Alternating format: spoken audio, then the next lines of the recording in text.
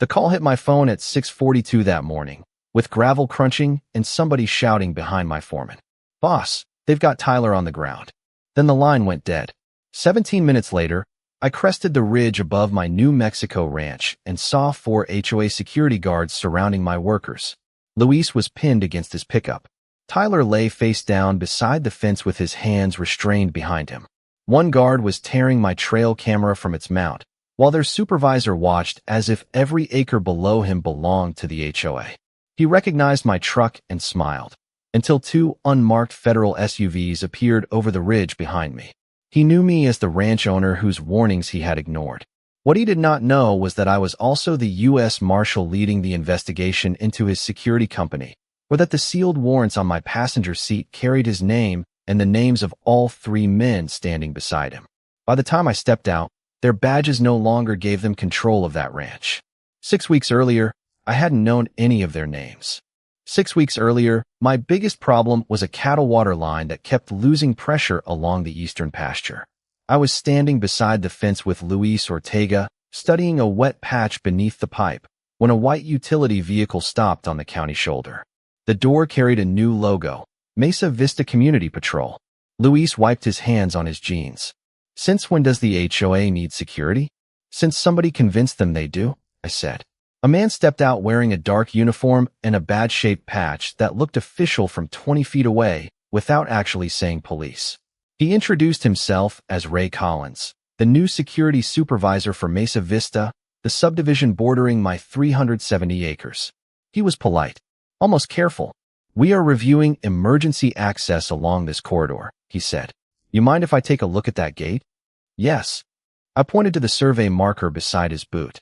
"Everything west of that pin belongs to Pierce Cattle Company. You can look from where you are." Ray smiled and stayed on the public shoulder. That mattered to me. He understood boundaries when someone made him acknowledge them. 2 days later, HOA President Rebecca Sloan called. Rebecca and I had disagreed before, but she was not reckless. After a wildfire evacuation the previous summer had backed traffic up for nearly 40 minutes. She wanted a second emergency route from Mesa Vista to the county road. Unfortunately, the route her engineer preferred crossed my private ranch road. "I am not trying to take your property, Nolan," she told me. "Then have the county negotiate an easement. That could take months. Then it takes months." I offered to meet with the county emergency manager and discuss alternatives. Rebecca accepted, which was why what happened next bothered me. The following Monday, Luis found 2 orange stakes 6 feet inside my fence. One was marked Proposed Emergency Corridor. I photographed both stakes, recorded their distance from the survey monument, then called Rebecca instead of pulling them out. She sounded genuinely confused. "I did not authorize staking inside your property." "Who did?" Silence. Then she said, "Let me check with Ray." That name stayed with me. Later that afternoon, I drove past the eastern gate and saw Ray talking to a delivery driver. Nothing unusual until the driver left. Ray watched the truck disappear, then turned toward the dark window of his security vehicle before scanning both directions down the road. It was a small movement, practiced, and automatic. I had seen men do it when they cared less about who was approaching than whether somebody was watching them. I took a photograph through my windshield and sent it through a secure channel with one simple request: run the name Raymond Collins. The answer came back before dinner. There was no Raymond Collins matching the employment history he had given Mesa Vista, but the face in my photograph produced another name entirely, and that name already had a federal warrant attached to it. The name was Raymond Calder.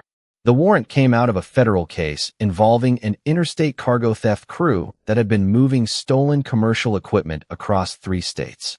Calder had disappeared before he could be taken into custody, and nobody expected him to resurface wearing a private security uniform beside my ranch. I called my supervisor from the barn, away from Luis and the other hands. By midnight, our fugitive team had confirmed enough identifiers to treat the match seriously. The instruction was simple: do not confront him. We needed surveillance, a safe arrest location, and a time when Mesa Vista residents would not be caught in the middle. That put me in an uncomfortable position. On the ranch, Calder knew me only as Nolan Pierce, the property owner who kept challenging his employer's access claims. I wanted it to stay that way.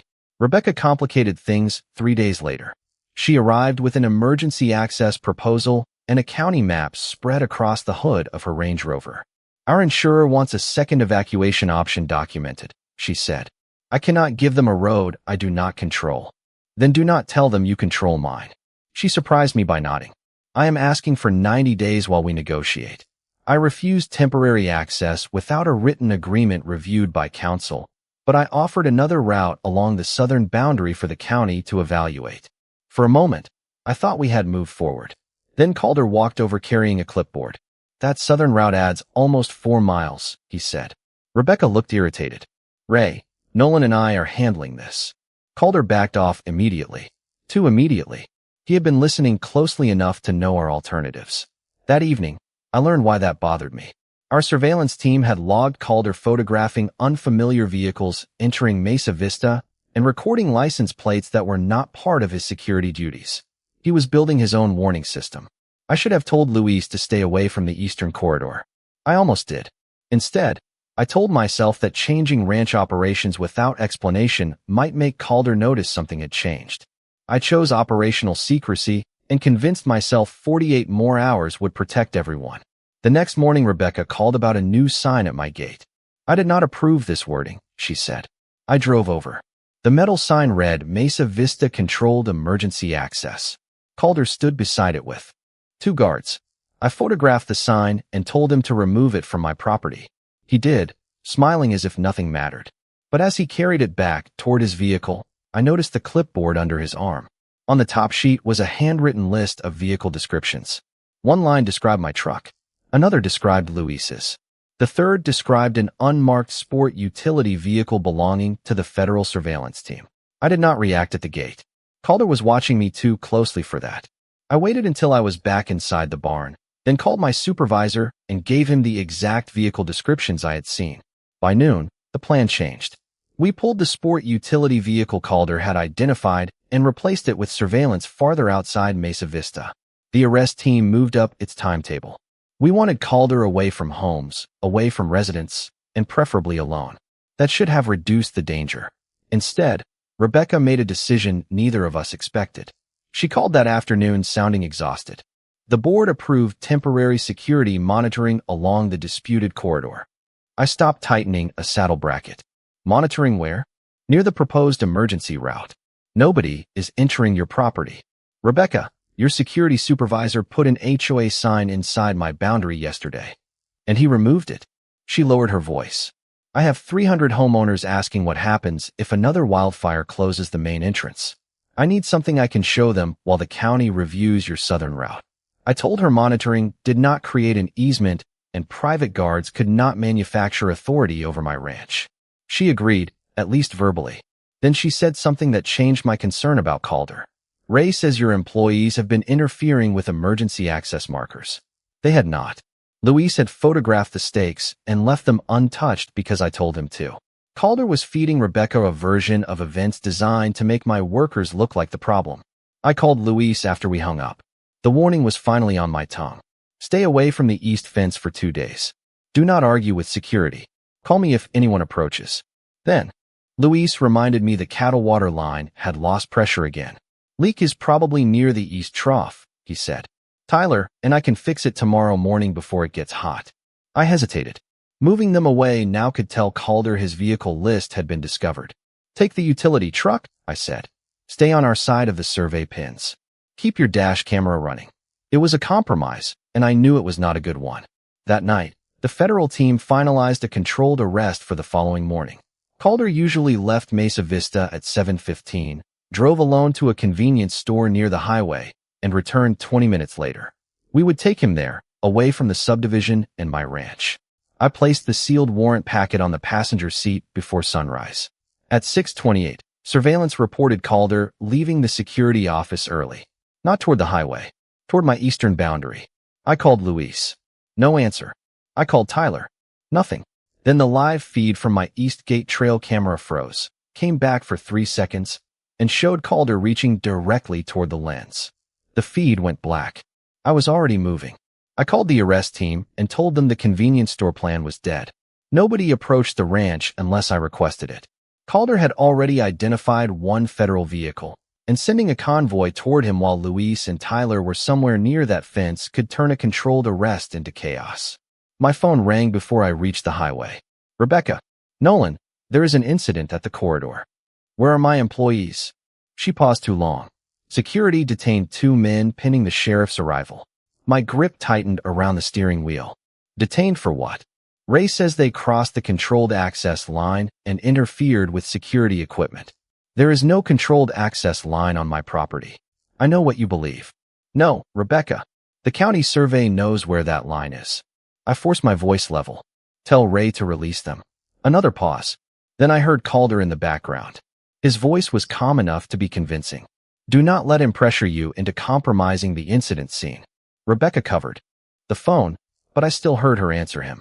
Nobody touches anything until law enforcement arrives. That was the moment our dispute changed. She had authorized monitoring, not detention, but now she was protecting the decision after it happened. I called the county sheriff's dispatch next, identified myself through official channels, and learned something worse.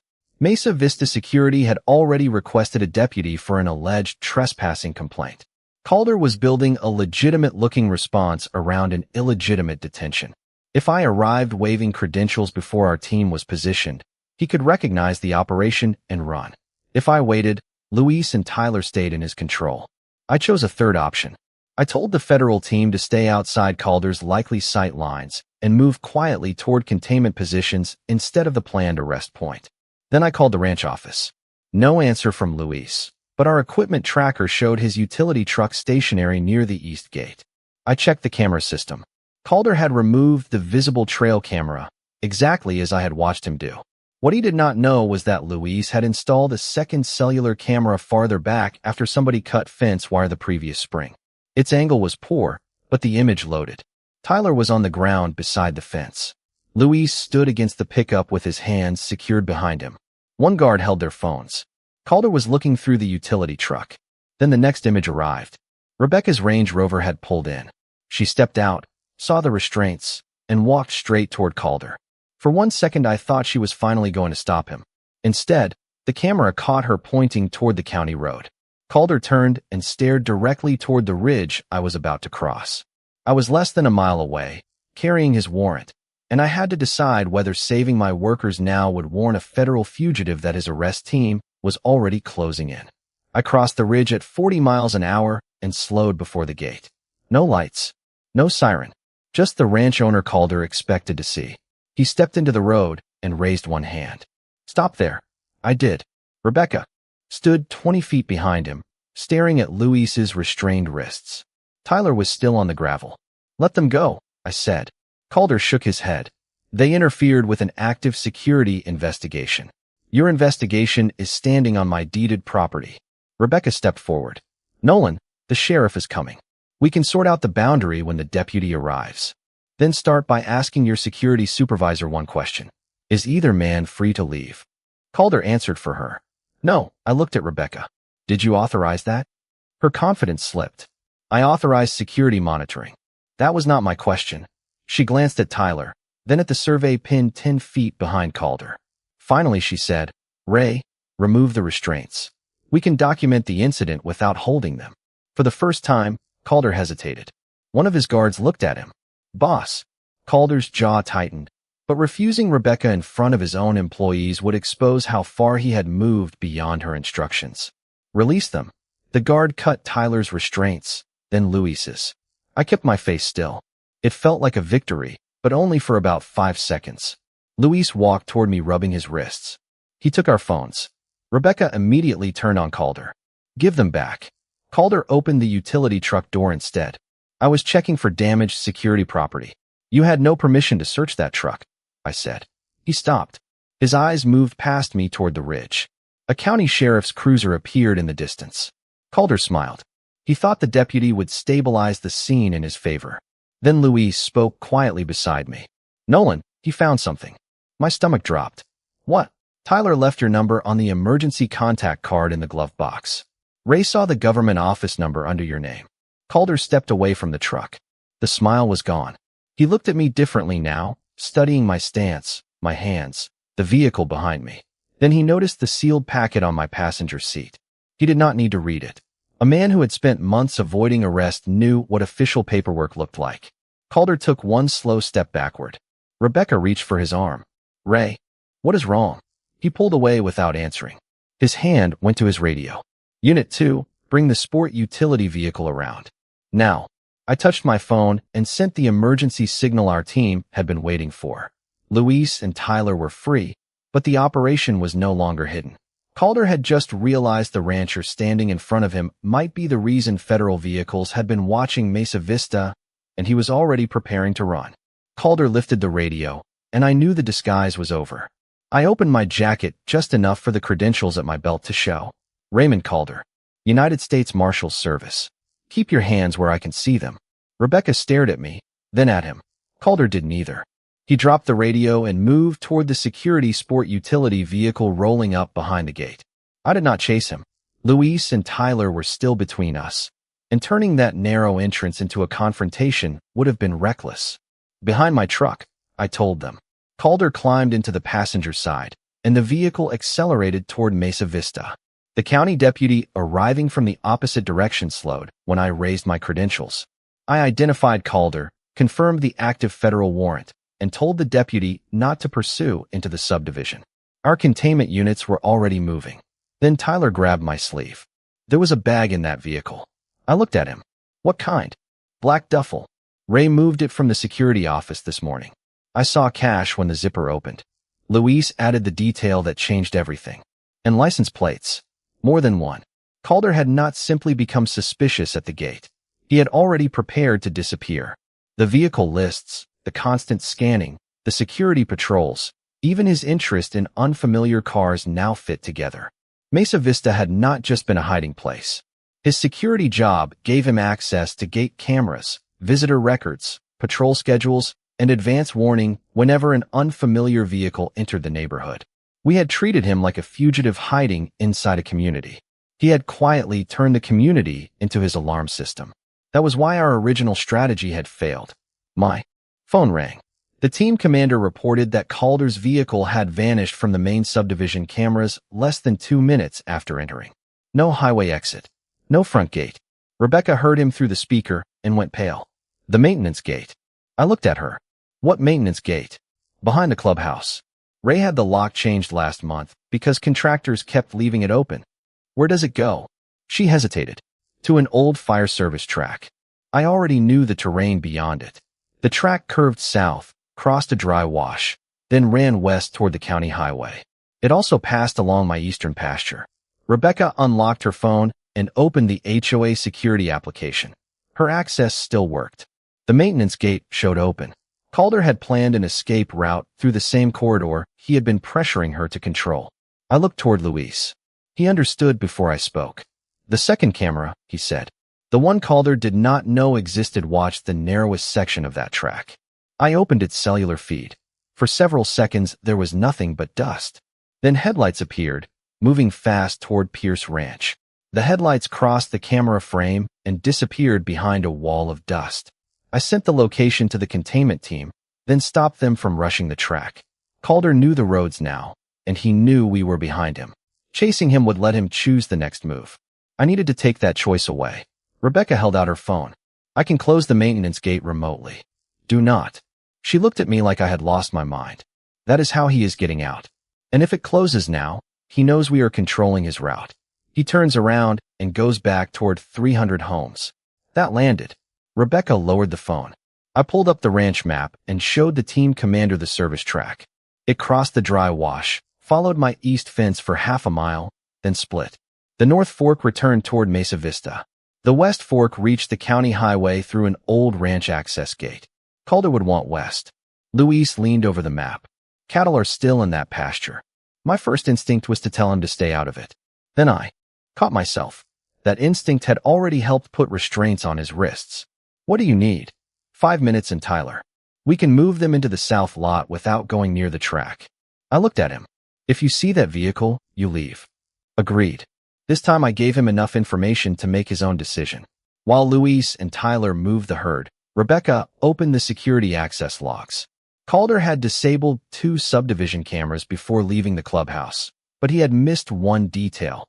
The maintenance gate recorded every credential used. His own supervisor code had opened it. Rebecca stared at the screen. He told me contractors were abusing that gate. That is why I let him change the lock. She had not created his escape plan deliberately. She had handed him the tool because he had made himself useful enough to trust. Can you control the west access from here? I asked. No. That gate is yours. Exactly. I called Luis. The cattle were clear. Tyler had also confirmed the old west gate was chained, but not locked because ranch trucks used it during hay season. Calder would see an exit. Beyond it, however, lay open ground with no houses and enough distance for my team to contain him safely. We moved units there without lights. I left Rebecca with the county deputy and drove toward the west pasture, the sealed warrant still on my passenger seat. Halfway there, the second camera sent another image. Calder's security vehicle had stopped. The passenger door was open. The black duffel was gone. Then my phone rang. Luis had reached the south lot, but his voice was tight. Nolan, he is not in the vehicle anymore. I looked across the darkening pasture toward the old access gate. A single figure was already walking toward it. I left my truck 50 yards short of the west gate and stepped onto the dirt with the warrant packet in my hand. My team was already positioned beyond the fence line where Calder could not reach the highway without entering open ground. Nobody rushed him. That was the point. He had spent weeks using Mesa Vista's cameras, gates, and patrol routes to make sure nobody could surprise him. Now every route he understood led away from the residence and toward us. Calder stopped about 30 yards from the gate. The black duffel hung from one hand. Nolan, he called. Not Marshal Pierce. Nolan. He was trying to drag me back into the role he understood. You own this gate. Open it. Put the bag down, Ray. He gave a short laugh. Still calling me Ray? Raymond Calder, you know why I am here. His eyes moved across the pasture, searching fence lines and shadows. You have a property dispute with an HOA. That is what happened this morning. Your workers crossed a controlled corridor, security held them, and now you are turning it into something federal because you are angry. It was smart. He was trying to blend two separate things together, the HOA detention and the warrant that existed before it. I did not argue. I opened the sealed packet. This warrant was issued before your people ever put restraints on Luis or Tyler. His expression changed. Only slightly. Then show me. You will receive the process you are entitled to. Right now, put the bag down and keep your hands visible. Behind me, my phone vibrated once. Rebecca had sent a message through the deputy.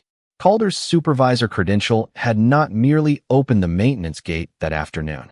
The access log showed he had tested it repeatedly during the previous weeks, matching the period when I had noticed him studying unfamiliar vehicles. Nothing about his escape route had been improvised. Calder looked toward the old chain on my gate. Rebecca gave me access. Ask her. She gave you access to HOA security systems. She did not give you my ranch.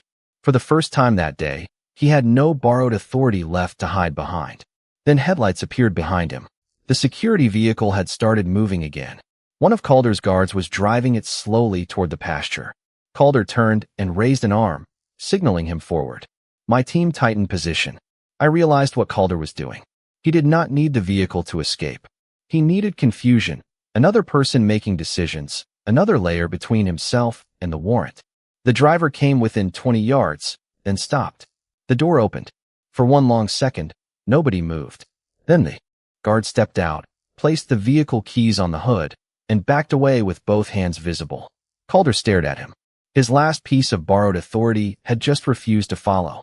I held the warrant steady as the containment team stepped into view behind the west gate, and Calder finally saw that every road he could take had already been closed. Calder looked from the guard who had abandoned the security vehicle to the deputy's position beyond my gate. Then he looked at the warrant in my hand. The calculation was over. He lowered the duffel onto the dirt and raised his hands. My team moved in, controlled and deliberate. A few seconds later, I heard the clean metallic click of federal handcuffs closing around his wrists. That sound took me straight back to the image from the trail camera. Luis restrained against his pickup, Tyler on the gravel, Calder standing over them beneath a badge that gave him none of the authority he claimed. Now the warrant I had carried onto my own ranch was being executed against the man who had ordered my workers detained there. The black duffel and vehicle remained secured for processing under the existing federal case. Calder was transported on the warrant that had been active before that morning began. The separate events at my ranch did not disappear into the federal case.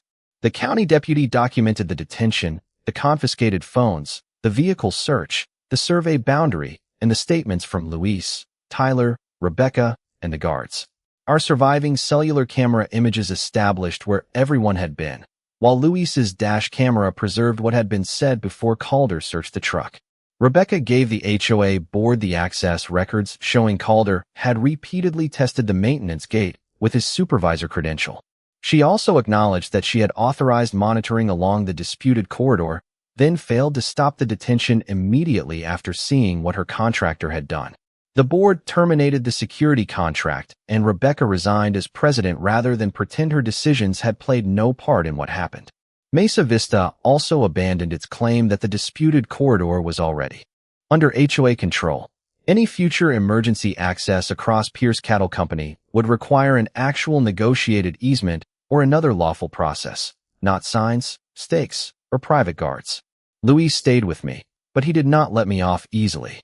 He told me I had protected the operation by withholding information and nearly made my own people pay for that choice. He was right.